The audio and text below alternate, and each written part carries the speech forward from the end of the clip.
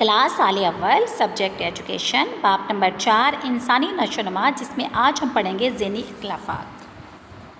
بسم اللہ الرحمن الرحیم۔ السلام علیکم ورحمۃ اللہ وبرکاتہ۔ عزیز طلبات، آپ سب کیسے ہیں؟ جی بیٹا، آج ہم پڑھیں گے ذہنی اختلافات۔ اس سے پہلے ہمیں انفرادی اختلافات کی اقسام جو میں نے آپ کو بتایا تھا کتنی ہیں بیٹا؟ جی 5۔ جسمانی اختلافات، ذہنی اختلافات، جذباتی اختلافات، رجحانات اور صلاحیتوں کے اختلافات، اور آخری کون سی تھی؟ معاشی یا معاشرتی اختلافات، جس میں ہم نے کل کے لیکچر میں پہلا پوائنٹ جو تھا جسمانی اختلافات پڑھا تھا کہ جسمانی اختلافات جو ہیں وہ کیا ہوتے ہیں، بچوں پہ اس کا کیا رویہ ہوتا ہے، اور اساتذہ اور والدین کا اس میں کیا رول ہے۔ آج ہم بیٹا پڑھیں گے ذہنی اختلافات نمبر 2 پہ۔ بچے بیٹا ذہانت کے لحاظ سے ایک دوسرے سے مختلف ہوتے ہیں، اگرچہ ذہانت کے لحاظ سے اختلافات کا دائرہ بیٹا بہت وسیع ہے، لیکن مطالعے میں آسانی کی خاطر ایسے بچوں کو جو ہے ذہانت کی بنیاد پہ ہم 3 حصوں میں تقسیم کیا جا سکتا ہے، جیسے ذہین بچے ہیں، متوسط بچے ہیں اور کن ذہن بچے ہیں۔ ذہانت کے لحاظ سے بیٹا پیمائش کے لیے ماہرین نے کلیہ ترتیب دیا ہے، اس کی مدد سے بچے کی ذہنی سطح کا تعین کیا جا سکتا ہے۔ جی بیٹا، اس میں اب وہ کہہ رہے ہیں کہ جو ایک 100 کے ساتھ اس کو آپ کر لیں کہ وہ کس طرح سے 100 سے اوپر اور 100 سے نیچے جو ہے کس طرح سے کلیہ انہوں نے کیا ہوا ہے کہ مقیاس ذہانت کی روشنی میں ماہرین نے بچوں کو ذہانت کے لحاظ سے مزید کس طرح سے تقسیم کیا ہے۔ ایک جدول جو ہے بیٹا آپ کے سامنے ہے، جس میں مختلف جو ہیں ذہانت کے بچے جو ہیں کہاں سے کہاں تک ان کی ذہانت جو ہے وہ کام کر رہی ہوتی ہے۔ فطین بچے ہیں، ذہین بچے ہیں، متوسط بچے ہیں، کن ذہین بچے ہیں، کم عقل بچے ہیں، ناقص العقل بچے ہیں، اور یہ ساتھ ان کا انہوں نے مقیاس الذہانت دی ہوئی ہے، کہاں سے کہاں تک جو ہے ان کی ذہانت ہوتی ہے۔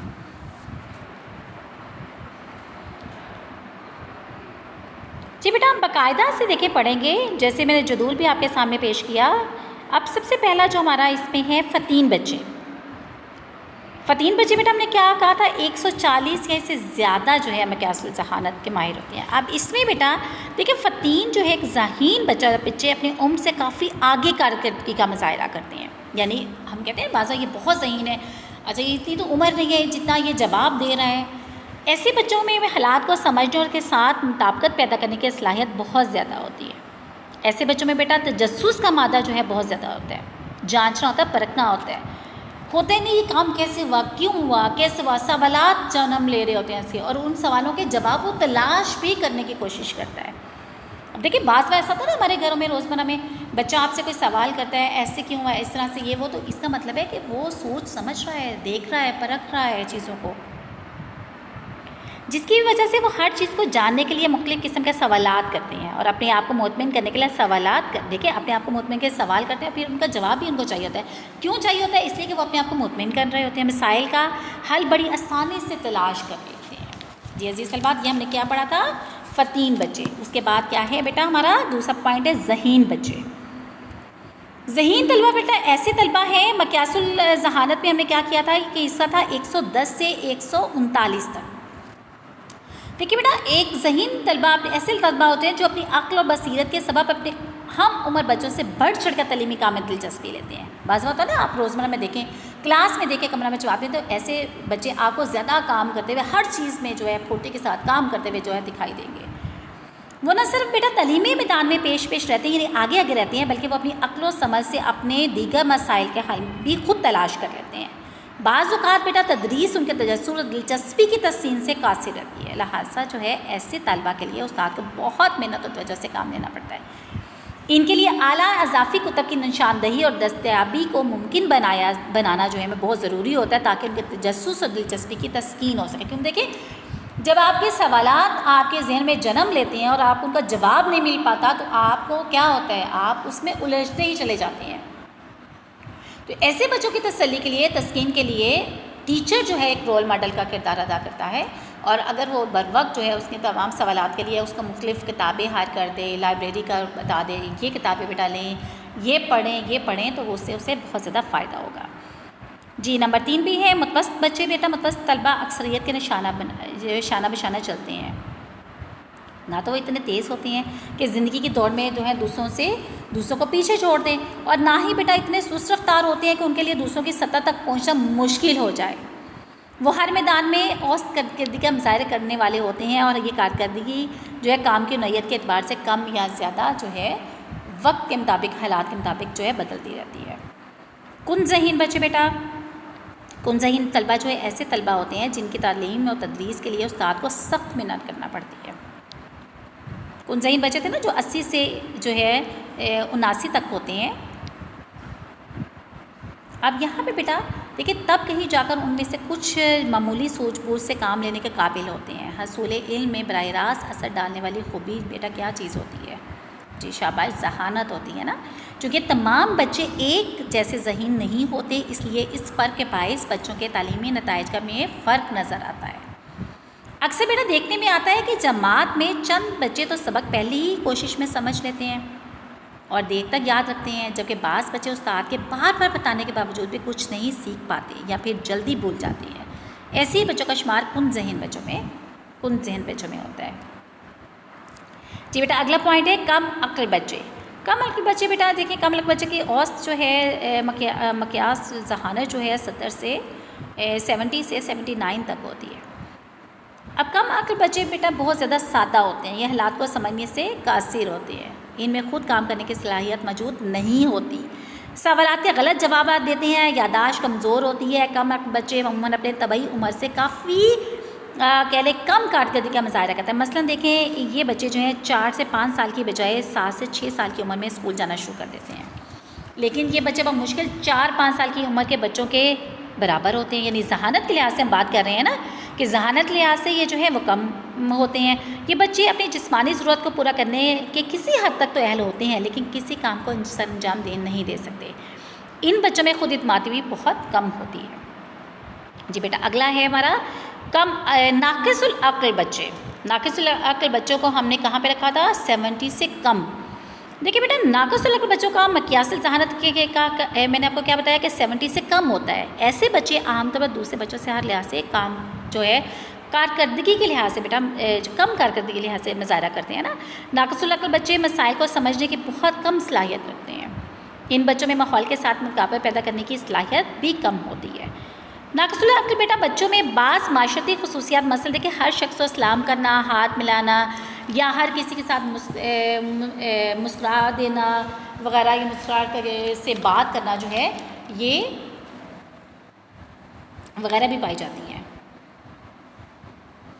اب دیکھیں یہ بیٹا آپ کے سامنے کیا تھا کہ یہ ہمارے پاس ذہنی اختلافات کے بچوں میں جو ایک جدول میں نے آپ کے سامنے پیش کیا بتایا بیٹا آپ کو فتین بچے، ذہین بچے، متوسط بچے، کن ذہین بچے، کم عقل بچے اور ناقص العقل بچے، ان کے بارے میں آپ کو میں نے تفصیل کے ساتھ بتا دیا ہے۔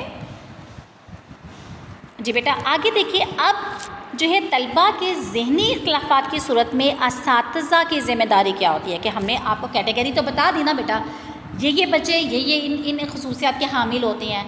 اب اس میں جو ہے جب ہمیں یہ پتہ چل جائے کہ یہ بچہ اس خصوصیت کا حامل ہے، اس ذہانت کا مالک ہے، تو اس کے مطابق اب کس کی اہم ذمہ داری بنتی ہے؟ جی کمرہ جماعت میں استاد کی، ٹیچر کی۔ دیکھیں بیٹا کمرہ جماعت میں استاد کے لیے ضروری ہوتا ہے کہ ایک ہی طریقہ تدریس اختیار کرتے ہوئے تمام بچوں کو کیسا ایک جیسا نصاب پڑھایا جائے۔ ایک ہی لیکچر ہوتا ہے نا، اس میں تمام طرح کے ذہانت کے لوگ بچے بیٹھے ہوئے ہیں۔ اگر وہ اعلیٰ ذہانت والے بچوں کو پیش نظر رکھ کر تعلیم دیتا ہے تو متوسط اور کم ذہانت والے بچے میں دلچسپی نہیں لیتے۔